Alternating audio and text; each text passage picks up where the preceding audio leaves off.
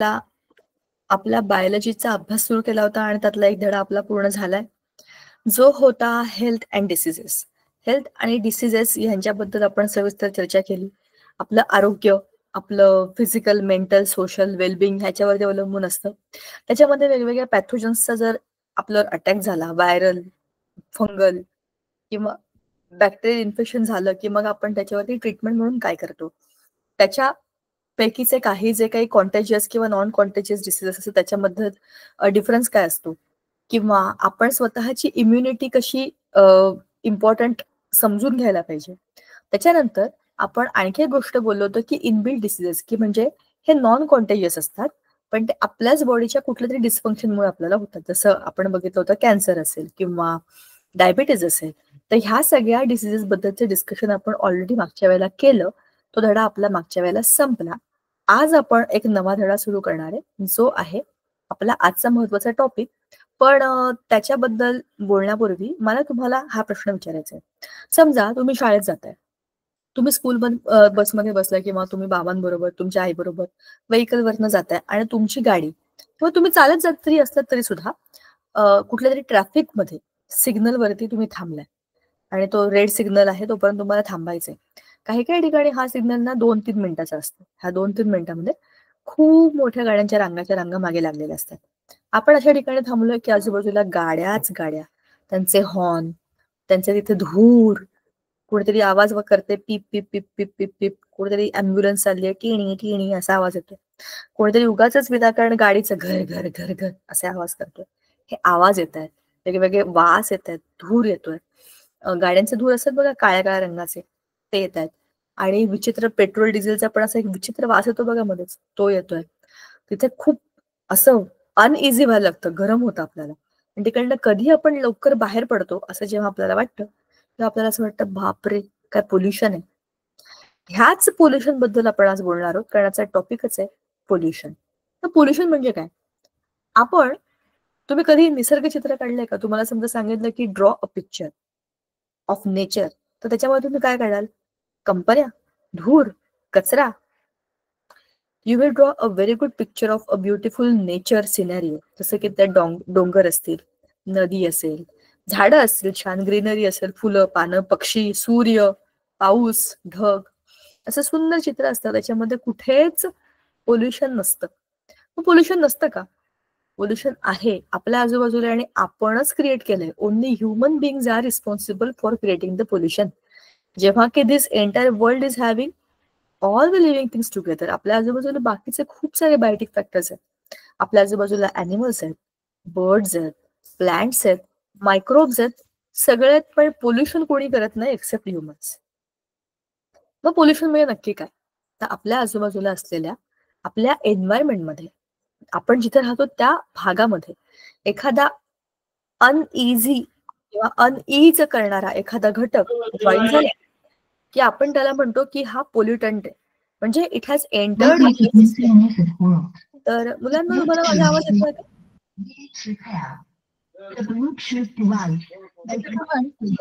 हाँ जी बोलिए. इनसे पूछिए कि मराठी मीडियम स्कूल है या इंग्लिश मीडियम स्कूल है. ओके, हा. HM शहादा, तुम्ही मराठी मीडियम आहात का इंग्लिश मीडियम आहात? सर तुम्ही जरा सांगता का एक मिनिट? मराठी माध्यम. मराठी माध्यम बाळांनो, तुम्ही चुकीच्या लिंकवर आलाय. हा इंग्लिश मीडियमचा क्लास सुरू आहे.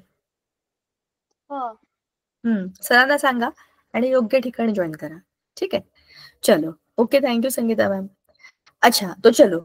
आपण जे बोलत होतो की हे पोल्युशन म्हणजे नक्की काय, तर आपल्या आजूबाजूला आपल्या एन्व्हायरमेंटमध्ये चिरखांड स्कूल आहे. तुम्ही मराठी मीडियम आहात की इंग्लिश मीडियम आहात? मुलांनो, तुम्ही मराठी मीडियम मध्ये का इंग्लिश मीडियम मध्ये?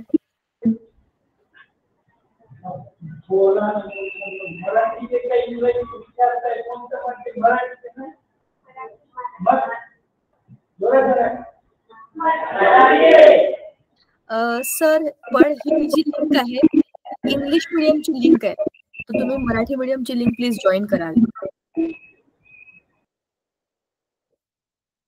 ओके, गलती से मिस्टेक हो गया शायद उनका भी. चलो, तर आपण आपल्या पोल्युशनकडे परत जाऊया. आपल्या एन्व्हायरमेंटमध्ये एखादा हानिकारक पदार्थ ऍड झाला, याच्यामुळे आपल्याला काहीतरी त्रास होतोय, तर अशा वस्तूला आपण म्हणतो pollutant. And this pollutants pollute our environment. मग ते हवेमध्ये असतात, पाण्यामध्ये असतात, जमिनीवर असतात, कुठेही असतात. जे पोल्युशन करतात ते पोल्युटंट, आणि जे पोल्युटंट असतात ते जे काही करतात ते असतं पोल्युशन. जरा शांतपणाने समजून घेऊया. आपला टॉपिक ऑफ डिस्कशन आहे air pollution. I am sharing the screen. PPT बघूया आपण, एक एक मुद्दे समजून घेऊ. काही कन्फ्युजन असेल, काही प्रॉब्लेम असेल, you can ask me any time. See, this is all about pollution. Just look at the picture. काय दिसतं आपल्याला इथे? पोल्युशन. काही कंपन्या आहेत, एक पवनचक्की आहे. त्यातल्या त्यात चांगली गोष्ट इथे एक पवनचक्की आहे हीच आहे. काही मोठ्या मोठ्या कंपन्या आहेत, मागे बिल्डिंग दिसतात, बहुतेक कोणत्यातरी लोकांची घरं आहेत. आणि त्या कंपन्यांच्या मधनं ना असे धुराचे लोंढेच्या लोंढे वरती वरती चाललेत आकाशामध्ये. द ब्ल्यू ब्युटिफुल स्काय, पण त्याच्यामध्ये चाललंय धूर, कंपन्यांमधला धूर. हे असं चित्र तुम्ही कधी बघितलंय का? जर तुमचं घर MIDC एरियाच्या आसपास असेल, किंवा तुम्ही MIDC बघितलं जरी असेल, MIDC म्हणजे इंडस्ट्रियल एरिया झोन असतो, तिथे अनेक प्रकारच्या इंडस्ट्रीज असतात. काही केमिकल इंडस्ट्रीज असतात, काही मेकॅनिकल असतात, काही सिव्हिलवाले असतात, पण त्या सगळ्याचं मॅन्युफॅक्चरिंग तिकडे होत असतं. कुठलीही गोष्ट बनवताना त्यातनं बाय प्रोडक्ट हे निघतात, त्यातनं खूप सारा कचराही निघतो. पण जेव्हा तो आपण निसर्गामध्ये परत सोडतो तेव्हा आपण पोल्युशन करतो. या चित्रामध्ये बघा ना, काहीतरी बनवणाऱ्या कंपन्या असतील त्या कंपन्यांच्या मधनं जो धूर निघतोय तो धूर हवेत चाललाय, and that is air pollution. So pollution and its types मध्ये आपण बघू. Pollution is the presence of undesirable substance or contaminant in the environment that can have harmful effects on living organisms and the ecosystem. We already know what is ecosystem. Ecosystem is just a group of biotic and abiotic factors in a particular space. तर त्या ecosystem मध्ये if any undesirable substance is added, which is a contaminant, which will disturb the entire system, then that is called as pollutant. And the harmful effects of those pollutants on that ecosystem is pollution. Now, what are the types of the pollution? Air, water, soil, and e-pollution. This can be the types. Now, what is air pollution and the causes of it? कशामुळे air pollution होतं? सगळ्यात पहिली गोष्ट आहे fossil फ्युएल्सच्या बर्निंगमुळे. Fossil fuels म्हणजे काय? त्याला मराठीमध्ये जीवाश्म म्हणतात. जीव अश्म, अश्म म्हणजे दगड, जीव म्हणजे सजीव. सजीव जे दगड आहेत म्हणजे काय? म्हणजे खूप वर्षापूर्वी हे सजीव जमिनीखाली गाडले गेले, पण त्याच्यापासून नंतर त्यांच्यामध्ये ऑर्गॅनिक मॅटर होतं, म्हणजे त्याच्यामध्ये सेंद्रिय पदार्थ होते, बरोबर. त्याचं रूपांतर झालं अति दाबामुळे, अति उष्णतेमुळे आणि त्या सगळ्या बंद वातावरणामुळे त्या सजीवांचं जे ऑलरेडी मेलेत, जमिनीखाली गाडले गेले, त्यांच्या शरीराचं बदल होऊन एक नवं रूपांतर झालं, जे की आहे कोळसा, पेट्रोलियम ऑइल, त्याच्यामध्ये पेट्रोल डिझेल असतं, किंवा नॅचरल गॅस. अशा अनेक रूपामध्ये त्या जीवाश्मांना आपण वापरतो. जमीन खणल्यावरती काही ठिकाणी जो कोळसा मिळतो, किंवा जमिनीखालीचे पेट्रोल डिझेलचे साठे आहेत, जे नॅचरल गॅस आपण वापरतो LPG गॅसमध्ये, हे सगळं दुसरं तिसरं काही नाहीये, जीवाश्म आहेत, बरोबर. त्या प्राण्यांच्याच दाबले गेल्यामुळे, जमिनीखाली गाडले गेल्यामुळे तयार झालेली ही जी काही आपली इंधन आहे, जी आपण वापरतो आणि आपल्या ऊर्जेच्या गरजा भागवतो, ती जाळल्यानंतर पोल्युशन होतं की नाही? बघा, विचार करा. गाड्यांमध्ये, कोणत्याही मशीन्समध्ये जिथे पेट्रोल डिझेल टाकतो आपण, आणि त्या मशीन ज्या चालतात धड धड धड धड धड धड धड आवाज करतात, विचार करा किती प्रमाणामध्ये धूर तयार होतो. कारण हे सगळं जे काही बनलंय, पेट्रोलियम ऑइल असेल, गॅस असेल, हे बर्न होतं, म्हणजे जळतं, आणि त्याच्यामधनं कार्बन डायऑक्साईड बाहेर पडतो. कार्बन प्रोडक्ट्स असतात ते सगळे. कोळसा जाळल्यावरती किती धूर होतो. मग हा धूर जातो कुठे? पर्यावरणामध्ये, एन्व्हायरमेंटमध्ये जातो, आणि तिथे पोल्युशन करतो. अशा पद्धतीने हे फॉसिल फ्युल जाळल्यानेच पहिल्यांदा एअर पोल्युशन होतं. दुसरं आहे व्हेकल इमिशन्स, म्हणजे आपल्या इंधनांचा किंवा वाहनांचा धूर. हे आपल्याला ऑलरेडी माहिती आहे की आपल्या पेट्रोल डिझेलच्या ज्या गाड्या असतात त्याच्यामधनं मागे जो धूर येतो, त्याच्यामध्ये PUC कंट्रोल केलं जातं, बरोबर आहे का? गाड्यांना PUC कंट्रोलचं सर्टिफिकेट लावावं लागतं. त्याच्यामध्ये हा जो धूर बाहेर येतो त्याच्यामध्ये चेक करतात की त्याच्यामध्ये पोल्युशन अंडर कंट्रोल गॅसेस बाहेर पडतात की नाही. नसतील तर मग ते तुम्ही इंजिन चेक करा, हे करा, ते करा, फाईन भरा, असं काय काय करून ते त्याच्यावरती काम करतात. पण तुमच्या गाड्यांमधनं जे काही एमिशन्स बाहेर पडतात, जे काही गॅसेस बाहेर पडतात, ते कोणते आहेत, ते काय आहेत आणि त्याने काय होतं, ह्या सगळ्याचा अभ्यास व्हेकल एमिशन्स मध्ये होतो. म्हणजेच त्या ज्वलनामधनं एअर पोल्युशन होतं. आता इंडस्ट्रियल प्रोसेसेस, जसं आपण मग कशीच बोललो, खूप साऱ्या इंडस्ट्रीज, मॅन्युफॅक्चरिंग इंडस्ट्रीज असतात, रिफायनिंग इंडस्ट्रीज असतात, फूड इंडस्ट्रीज असतात, क्लोथ इंडस्ट्रीज असतात, भरपूर काय काय बनवणाऱ्या मेटलर्जी वाल्या इंडस्ट्रीज असतात. या सगळ्या इंडस्ट्रीजमध्ये काही ना काही वेस्ट हा बनतोच. आणि हा वेस्ट जाळला म्हणजे नको असलेल्या गोष्टी जाळून टाकल्या, त्याचा जो धूर असतो तो खूप उंच चिमण्या असतात त्याच्यामध्ये. चिमण्या म्हणजे चिमण्या नाही, इंडस्ट्रीज मध्ये असतात त्या चिमणीच, वरती त्याला चिमणीज असं म्हणतात. आणि त्याच्यात हा सगळा धूर जो आहे तो एकदम उंचावर सोडला जातो. उंचावर सोडला तरी हवेतच सोडला जातो की नाही. म्हणजे हा सगळा प्रदूषणाचा जो प्रॉब्लेम आहे तो उंच आकाशात जाऊन हवेमध्ये आपल्याला दिसतो. मग आहे ऍग्रिकल्चरल प्रॅक्टिसेस. तुम्ही म्हणाल ऍग्रिकल्चरचा आणि एअर पोल्युशनचा काय संबंध. बघा, आपलं शेत आहे, त्या शेतामध्ये आपण काही बिया लावल्या म्हणजे पेरणी केली, तशी तुम्ही आता बरोबर निगा राखणार, त्याला तुम्ही खत देणार, अमुक करणार, तमुक करणार, भरपूर काय काय करणार. ते तर रोपं बऱ्यापैकी मोठी झाली, त्याला आता फळं लागली. पण त्या फळांना, त्या पानांना, त्या झाडांना कीड लागू शकते हे तुम्हाला सगळ्यांना माहिती आहे. कुठल्याही प्रकारच्या झाडावरती कीड जर लागली की ते सगळं झाड खाऊनच टाकणार. साध्या जास्वंदाच्या पानांना आणि फुलांना पांढऱ्या पांढऱ्या रंगाची जेव्हा कीड लागते, अळ्या पण खाऊन टाकतात, त्याचे कळ्या पण खाऊन टाकतात, त्या अळ्या पानही खाऊन टाकतात, झाड खुरटून जातं, पांढऱ्या पांढऱ्या रंगाचं बुरसडलेलं झाड दिसतं. म्हणजेच काय, जेव्हा अशा पद्धतीची कीड आपल्या वनस्पतींना लागते तेव्हा त्या वनस्पतींचं सगळं गडबडून जातं. मग अन्नपदार्थ बनवणाऱ्या शेतांमध्ये, म्हणजे जिकडे असं पीक घेतलं जातं तिकडे तर फवारणी किती महत्वाची गोष्ट असेल. पण ह्या फवारणीमध्ये आपण जे काही टाकतो ते असतात केमिकल्स, म्हणजे पेस्टिसाइड्स. जमिनीवर आपण जे टाकतो फर्टिलायझर म्हणजे खतं, आणि ह्या सगळ्यामधनं जे काही केमिकल्स उडतात किंवा त्याच्या वाफा बनवून जे काही बाहेर पडतं ते असतं एअर पोल्युशन. आजच आमच्या घराच्या आजूबाजूला जिकडे शेती केली आहे ना, ते मधनं मधनं स्प्रे करतात, कारण की ते खूप चांगली शेती करतात. पाणी इकडे तिकडे ते पाणी अडवणं, इकडे तिकडे त्याचं फिरवणं रस्ते, हे सगळं ते करतात. आणि म्हणूनच जेव्हा रोपं मोठी होतात त्याच्यावर अळ्या बसू नये म्हणून त्याच्यावर त्यांना स्प्रे करावं लागतं. बरोबर. म्हणजेच काय, ही खूप नॅचरल प्रोसेस आहे. पण त्या स्प्रेचा, ते आमच्या घरासमोर असूनही मला घरामध्ये बसून त्याचा वास येतो. म्हणजे विचार करा की हवेमधनं त्याचे वायू आपल्यापर्यंत पोहोचतात, त्याचे कण आपल्यापर्यंत पोहोचतात, ते असे किती लांब लांब जात असतील. खूप लांबपर्यंत जिकडे शेती असते तिथे किती मोठ्या प्रमाणामध्ये हे सगळं पसरतं. आपल्या घरामध्ये जे काही गुड नाईट असतं किंवा मच्छर मारायचा स्प्रे असतो, कॉक्रोच मारायचा स्प्रे असतो, हे स्प्रे तुम्ही कधी मारल्यानंतर वास घेतलाय का त्या खोलीमध्ये? एकदम डेंजरस वास असतो, एकदम हॉरिबल. आपल्यालाच नाकातोंडामध्ये कसतरी व्हायला लागतं. ते मच्छर मरो न मरो आपल्या नाकातले गुड बॅक्टेरियाज मरून जातात. एवढं ते स्ट्रॉंग असतं, कारण की ते त्यांना मारण्याकरता बनवलंय. विचार करा, एखाद्या सजीवाला मारण्याकरता तुम्ही काहीतरी टाकताय म्हणजे किती स्ट्रॉंग केमिकल असेल. तर त्या केमिकलचा परिणाम आपल्या वनस्पतींवर होणार नाही का? ते आपण खातो, ते आपल्या पोटात गेलं तर आपल्याला होणार नाही का? शिवाय ते जेव्हा वायू रूपाने आजूबाजूच्या हवेमध्ये पसरतं तर त्या हवेमध्ये त्याचा परिणाम होणार नाही का? होईलच.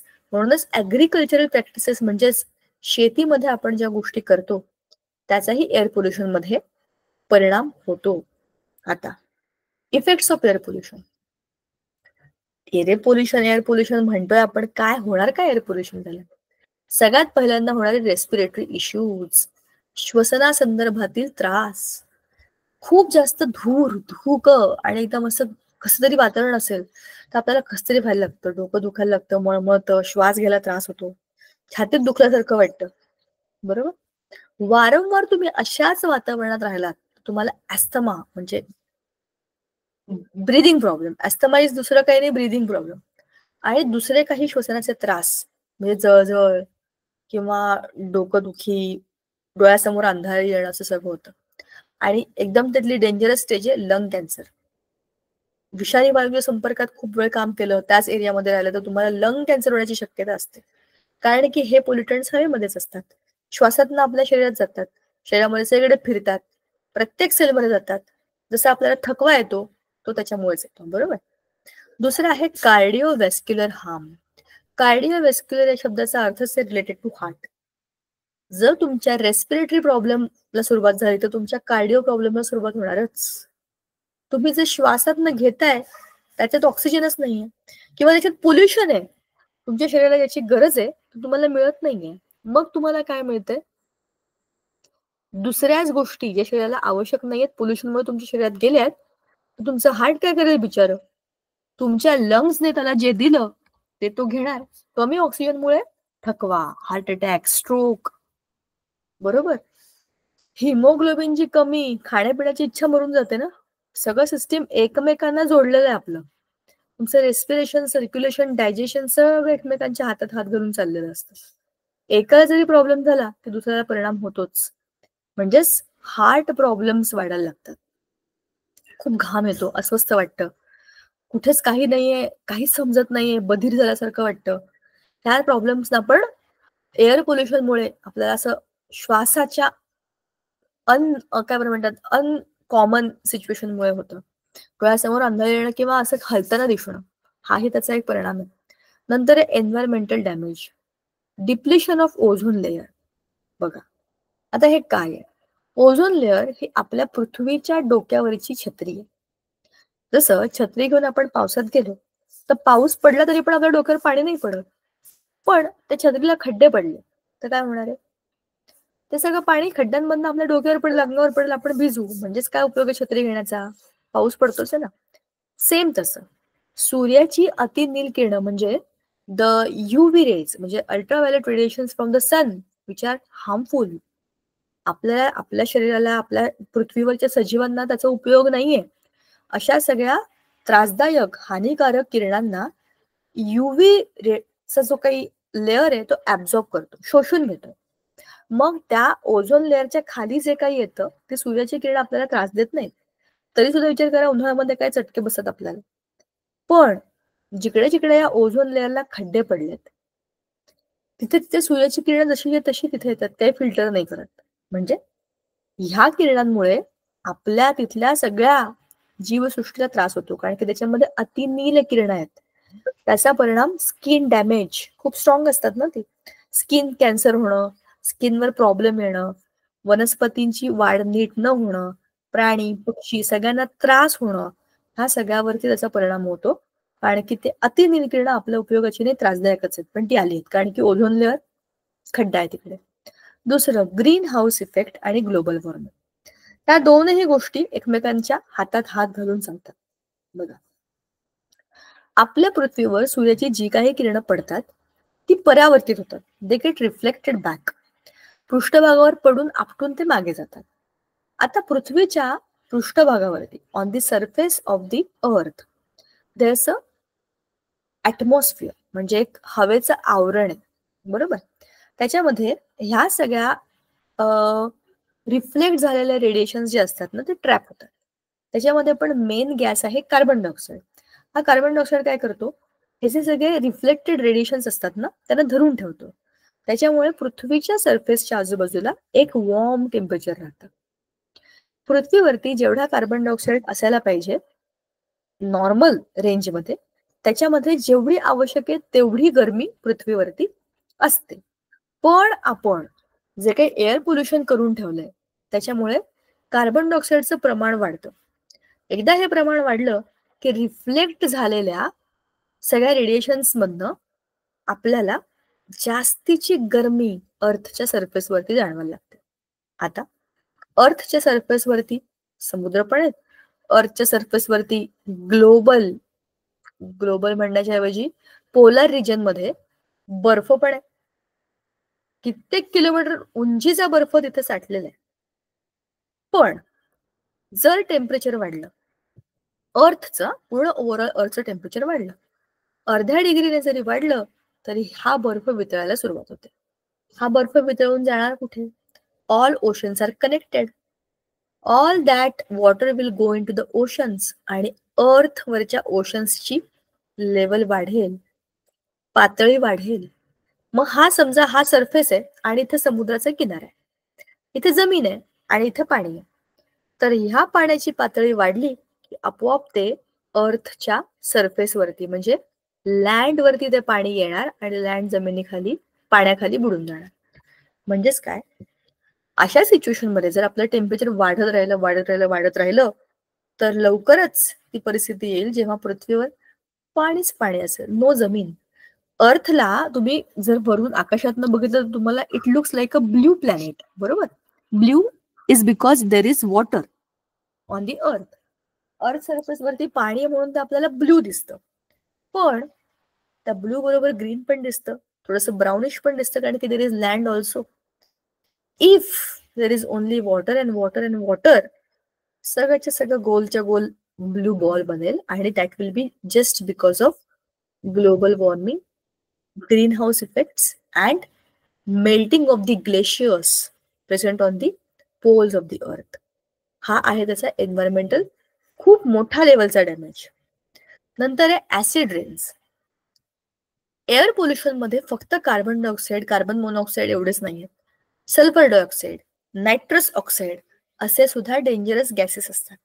हे सगळे कुठल्या ना कुठल्या गोष्टीच्या बर्निंग मधनं, इंडस्ट्रीज मधनं, कंपनी मधनं मिळत असतात.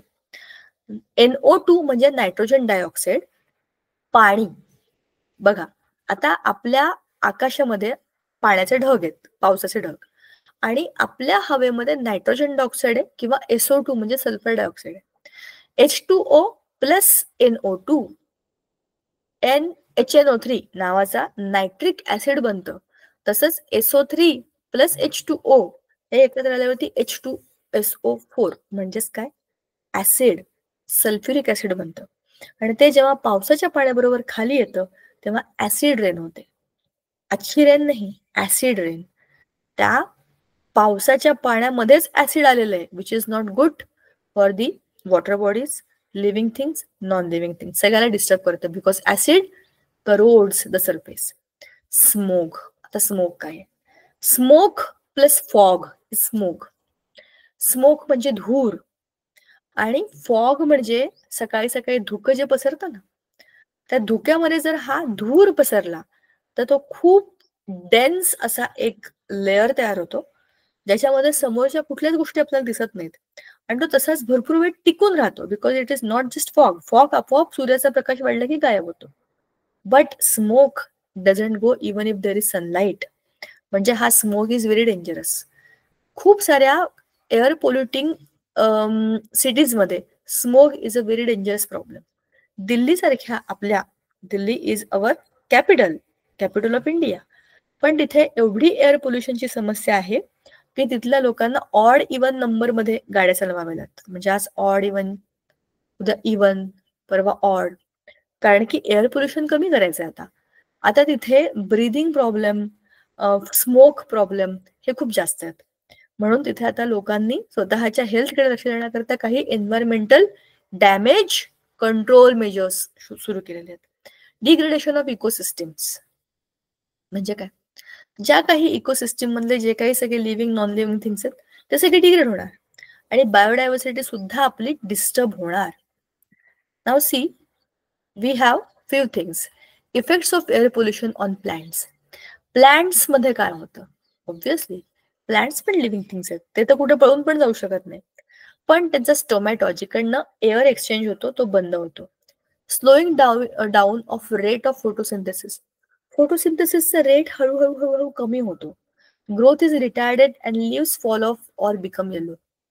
ग्रोथच प्रॉब्लेम देते, कारण की तुमच्या आजूबाजूला एवढं पोल्युशन आहे की त्यातनं कार्बन डायऑक्साईड घ्यायचा जरी म्हटला तरी पण तो घेता यायला पाहिजे. टोमॅटो क्लोज झाला, दुसऱ्या कुठल्या तरी पोल्युटंटमुळे त्यांचा खड्ड्यात बुजून गेला, एअर एक्सचेंज कुठून होणार?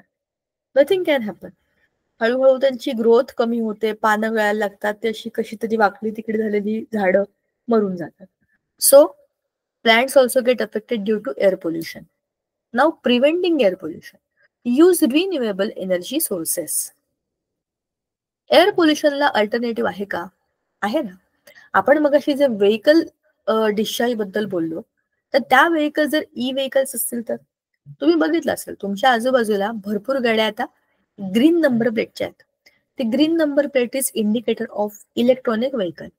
त्या व्हेकल्सना पेट्रोल डिझेलची गरज नसते. जसं आपण आपला मोबाईल चार्ज करतो की नाही, डिस्चार्ज झाला का चार्जिंगला लावा, चार्ज झाला वापरा. सेम तुमच्या गाड्या पण मोबाईल सारख्या चार्ज करायच्या, डिस्चार्ज झाल्या की पुन्हा आणून चार्ज करायच्या. अशा पद्धतीने तुम्ही त्यांना चार्ज करू शकता by using electricity, but there is no need of using petroleum products. Petrol डिझेलची गरज नाही, सीएनजीची गरज नाही. त्या गाड्या आपोआप चार्ज करून वापरता येतात. म्हणजे आपण याच्यामध्ये काय केलंय, ग्रीन एनर्जी वापरली आहे, बरोबर. ह्याच्यामध्ये काही प्रदूषण नाही. ह्या गाड्यांचा आवाज पण होत नाही, घर घर घर घर कर कर असा आवाज होत नाही. स्मूथली जातात, स्मूथली येतात. हा खूप चांगला सोर्स आहे. पण तुम्ही ती इलेक्ट्रिसिटी कुठून बनवताय? तुमच्याकडे आलेली इलेक्ट्रिसिटी तुम्ही कुठून बनवताय? ह्याचा पण वापर विचार करायला पाहिजे. जर तुम्ही solar energy, wind energy, tidal energy अशा चांगल्या ग्रीन एनर्जीचाच वापर करून त्या व्हेकल्स बनवलं तर बेस्ट आहे. त्याच्यासारखी चांगली गोष्ट नाही. सोलार एनर्जी म्हणजे काय? सूर्याचा प्रकाश जो आपल्याकडे फुकट आहे आणि खूप जास्त आहे. इंडियामध्ये सोलार एनर्जी इज ह्यूज. त्याचा वापर करून आपण solar panels, solar water heaters, solar cookers असं बरंच काही काही बनवतो.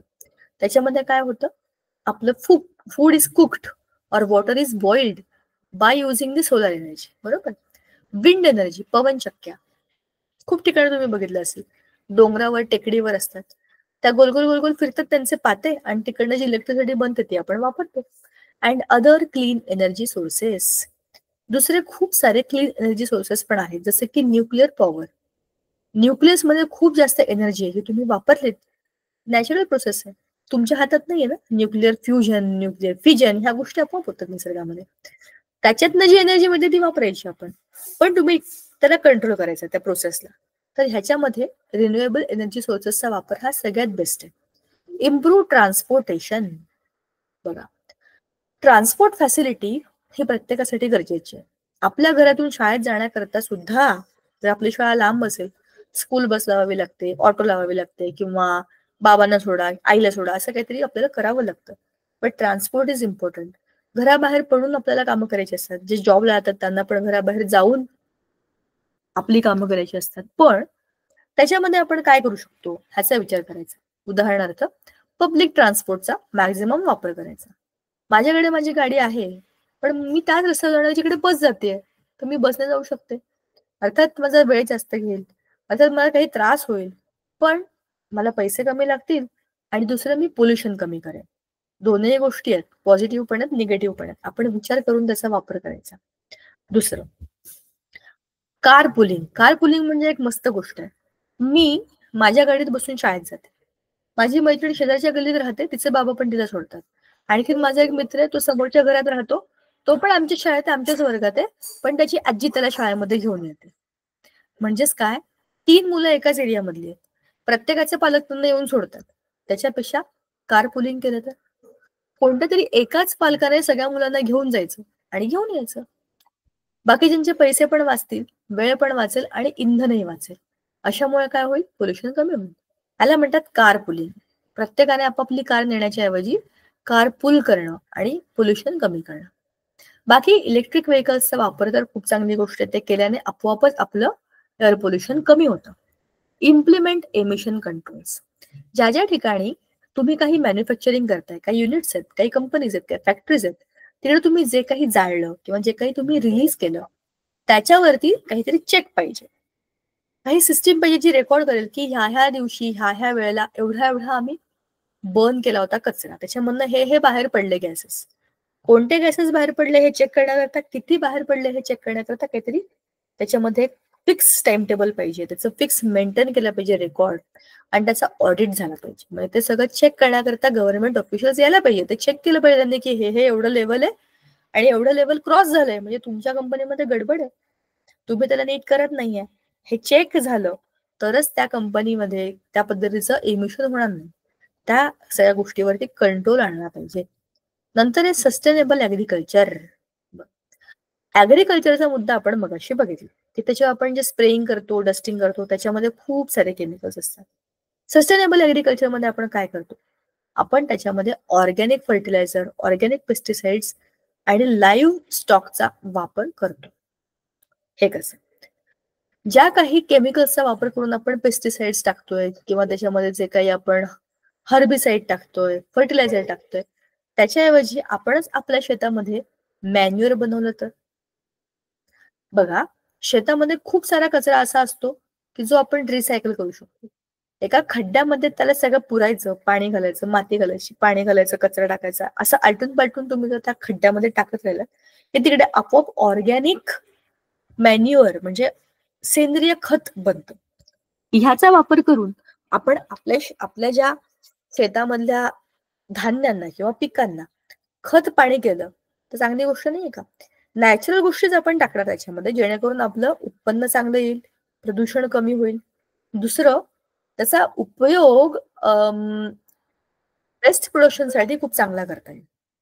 अशा पद्धतीने आपण स्प्रे करण्याकरता, आपण जसं मगाशी म्हणालो, किडे बिडे अळ्या ह्यांना मारण्याकरता स्प्रे कंट्रोल करावा, म्हणजे पेस्ट कंट्रोल करावा लागतो. अशा बऱ्याचशा औषधी वनस्पती आहेत ज्यांचा वापर करूनही आपण आपले पेस्टिसाइड्स बनवू शकतो. ठीक आहे. नंतर आहे पब्लिक एज्युकेशन. त्याच्याबद्दल काय करायचं, काय करायचं, काय करायचं, हा मुद्दाच असा आहे. पब्लिक एज्युकेशन तुम्हाला आता आठवत का बरं दिलं असेल हे सगळं? तुम्ही करता का पोल्युशन? तुम्ही गाड्या चालवता का तुम्ही कचरा बाहेर फेकता? तुम्ही लावलेत का तिकडे कोणते कोणते एनर्जीचे रिसोर्सेस? तुम्ही काहीही केलेलं नाहीये, पण तुम्हाला माहिती असायला पाहिजे, कारण तुम्ही आता 8वीत, तुम्ही 9वी 10वी 11वी 12वी करत करत मोठे व्हाल, तुमच्या डोक्यामध्ये हा विचार पाहिजे की तुम्ही पोल्युशन करताय का? ट्रॅफिक मध्ये गेलाय, दिसतंय 3 मिनिटं सिग्नल असाच आहे, गाडी बंद करा आणि शांत उभे राहते. 3 मिनिटं गाडी धडधड धडधड धडधड धडधड चालूच राहणार आहे. 3 मिनिटं विनाकारण तुमचं फ्युएल बर्न होणार आहे. तुम्हाला माहितीये की तुमची गाडी तुम्हाला अशीच धरून ठेवायची, कारण ती सुरू आहे. बाईक असू द्या, कार असू द्या, बंद करा. आवाज कमी होतो, प्रदूषण कमी होतं. एक किक दिली की गाडी सुरू होते ना अशी पण. म्हणजेच पब्लिक एज्युकेशन इतकं गरजेचं आहे, जे आपल्या देशामध्ये असूनही लोक मूर्खासारखे वागतात. ह्या सगळ्या गोष्टींचा अभ्यास पूर्वी लोकांनी केला नसेल का? करतातच, पण इग्नोर करतात. साधे साधे सिग्नलचे नियम पाळत नाहीत, तर public education regarding air pollution कुठे घेऊन बसलोय आपण? आपल्या रस्त्यावरती जिकडे आपण जातो तिथे एअर पोल्युशन होऊ नये म्हणून आपण काळजी घ्यायची, बरोबर ना? तर ह्याचा पब्लिक अवेअरनेस असला पाहिजे, लोकांना याच्याबद्दलची जाणीव असली पाहिजे. And encourage individual actions. प्रत्येकाने त्याच्यामध्ये भाग घेतला पाहिजे. असं असतं बघा, आपल्या शाळेमध्ये क्लिनिंग ऍक्टिव्हिटी आहे, चला आपण आपल्या शाळेला क्लीन करूया. सगळेजण काहीतरी करतात, काहीतरी मुलं असतात, शी आम्हालाही आवडत नाही, आम्हालाही करायचं नाही आम्हाला. पण त्याच्यामध्ये प्रत्येकाचा सहभाग महत्वाचा आहे. काही लोक खूप प्रामाणिकपणाने सगळ्या गोष्टींचा विचार करतात आणि खूप चांगल्या पद्धतीने एअर पोल्युशन कमी करण्यासाठी प्रयत्न करतात. पण काही लोक, मला काय करायचंय, जाऊ दे ना, गव्हर्नमेंट देते पैसे, मला काय करायचंय, जाऊ दे असंच, असा विचार करून चुकीची कामं करतात. त्रास एकट्या माणसाच्या ऍक्टिव्हिटीमुळे होतो असं नाही, पण एकटा एकटा एकटा करत करत सगळेच लोक तसं करतात आणि मॅक्झिमम लोक तसं करतात. म्हणून आपल्याला एअर पोल्युशन सारख्या समस्येला तोंड द्यावं लागतं. ठीक आहे. Water pollution. वॉटर पोल्युशन झालं आपलं सुरू. आपल्या आजूबाजूला असलेल्या वॉटर बॉडीज मध्ये जेव्हा पोल्युशन होतं तेव्हा आपण त्याला म्हणतो वॉटर पोल्युशन. त्याचे बायोलॉजिकल पोल्युटंट्स कोण आहेत? Water does not remain potable due to algae, bacteria, viruses, parasites etcetera. Diseases are spread due to biological pollution. बघा, जे काही वॉटर बॉडीज आहेत, तलाव, नद्या, समुद्र किंवा ओढे, विहिरी, या सगळ्यामध्ये पोल्युशन आहे. कशामुळे? त्याच्यामध्ये अल्गे, बॅक्टेरिया, व्हायरस, पॅरासाइट, कचरा, प्लास्टिक, काय काय काय काय लोक टाकतात. गाद्या, उशा, नको असलेल्या चादरी, रेनकोट, खराब झालेले कपडे, काठ्या, सगळं फेकून देतात. त्याच्यामुळे काय होतं? There is a lot of pollution. अशा घाणेरड्या पाण्यामुळे काय होतं? डिसीजेस वाढतात, सगळीकडे पसरतात. इनऑर्गॅनिक पोल्युटंट्स. आता हे आपण जे बघितले ते होते बायोलॉजिकल, सगळे सजीव रिलेटेड. इनऑर्गॅनिक पोल्युटंट्स मध्ये काय होतं?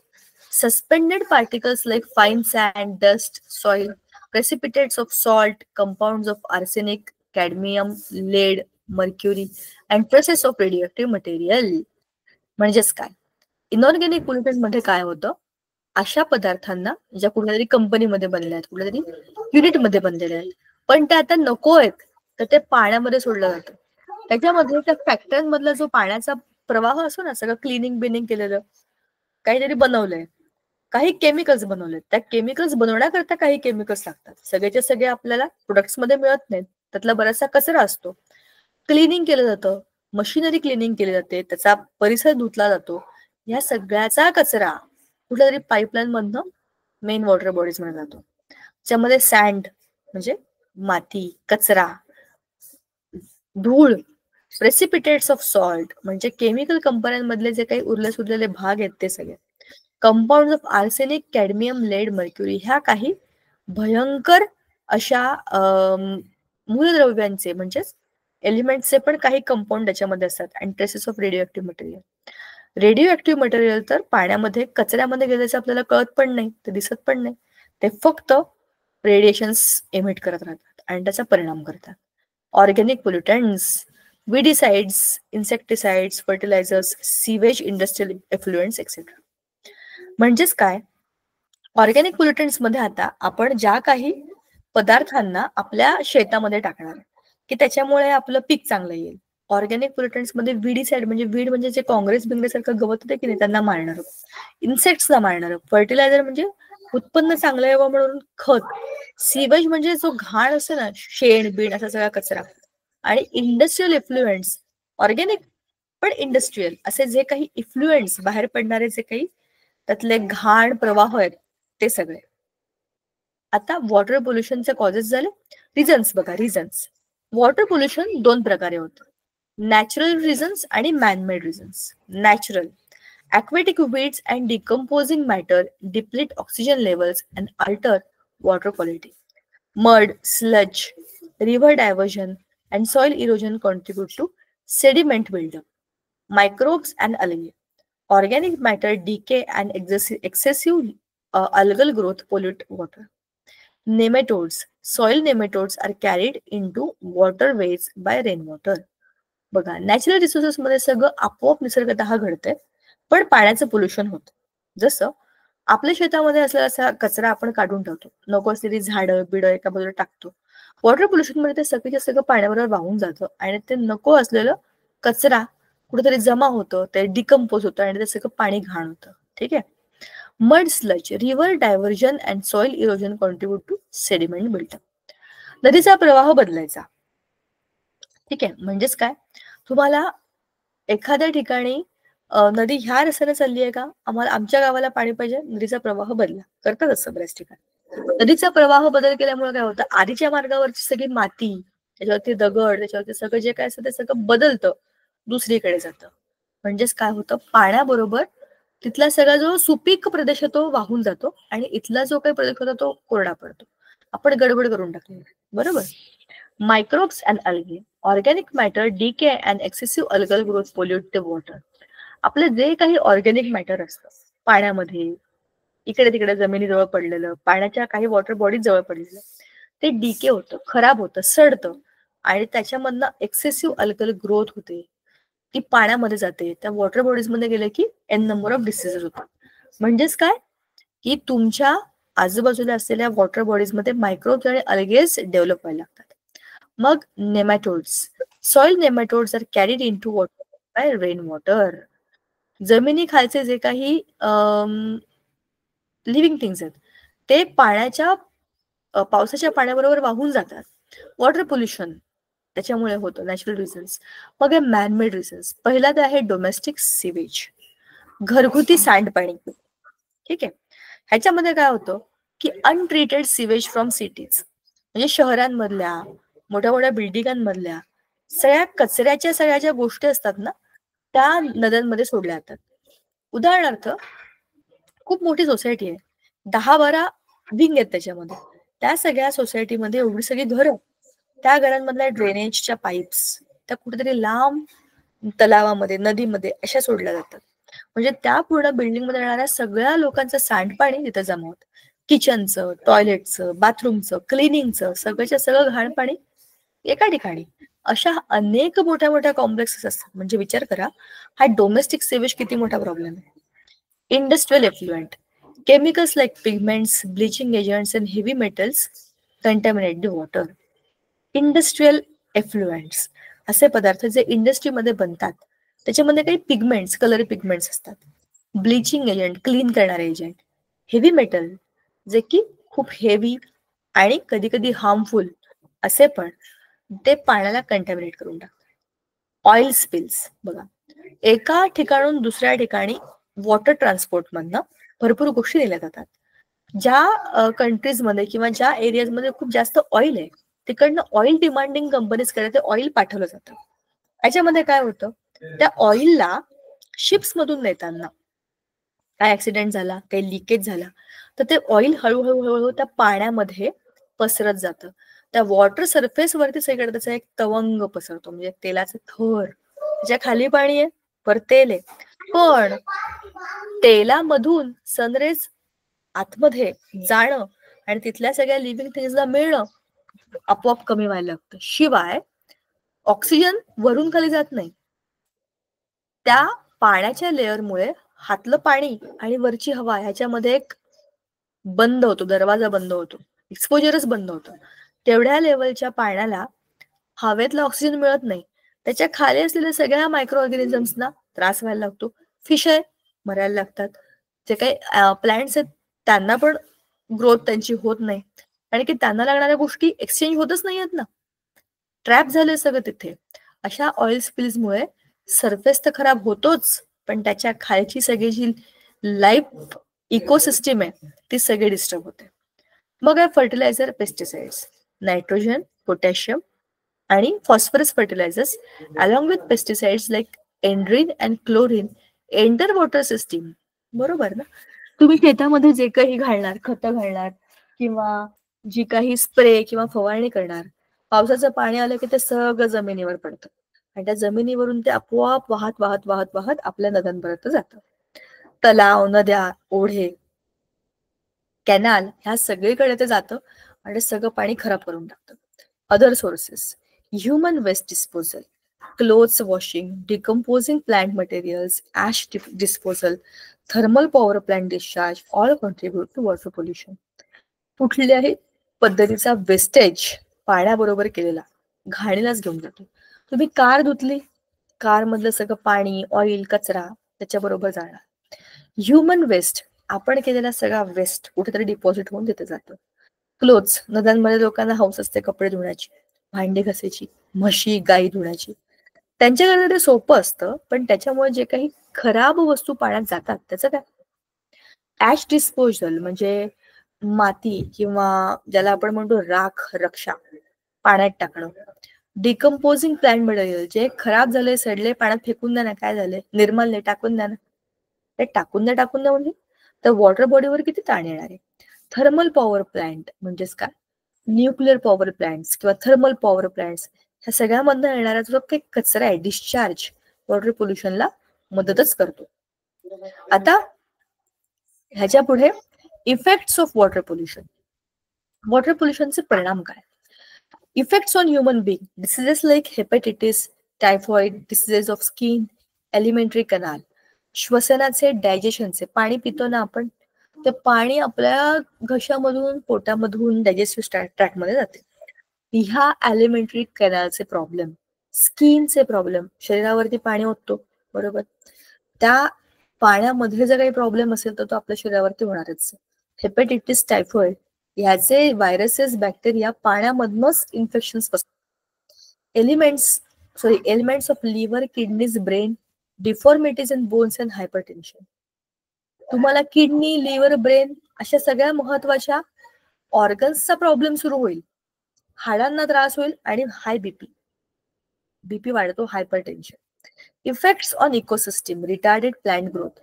प्लांट्सना पण त्रास होतो, प्लांट्सची ग्रोथ कमी होते. पाणीच खराब असेल तर त्याच्यामध्ये पाणी अब्झॉर्ब करतात. लॉस ऑफ प्लांट स्पीसीज, मरून जातात ते. जर विषारी पाणी असेल, खराब पाणी असेल, केमिकल युक्त पाणी असेल, plants cannot grow. Increase in salt content of water. पाण्याच्या सॉल्ट कंटेंट मध्ये वाढ झाली म्हणजे काय झालं, खारट झालेलं पाणी. Decreased dissolved oxygen level, oxygen level कमी झाला की त्याच्यामधलं ग्रोथ रेट कमी होणार.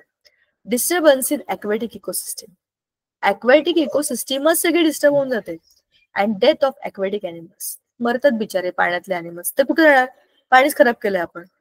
Adverse effects on sea birds, समुद्रावरून जाणारे किंवा समुद्रामध्ये राहणारे जे काही पक्षी असतात त्यांनाही याचा त्रास होतो. मग other effects, changes in physical and chemical properties of water, changes in natural color and taste, useful aquatic fauna is destroyed, soil fertility is affected, and toxic materials are added to crops.